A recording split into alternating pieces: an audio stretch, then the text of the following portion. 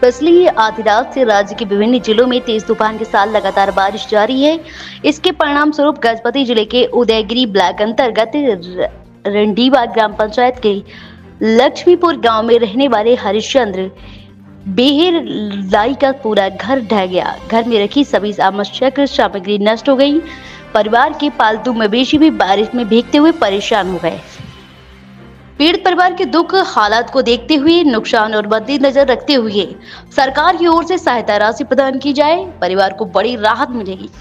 हमारो बेहरदलाई ग्राम लक्ष्मीपुर ग्राम पंचायत रंडीवा आरोदेगिरी ब्लॉक अंतर्गत लक्ष्मीपुर ग्राम रे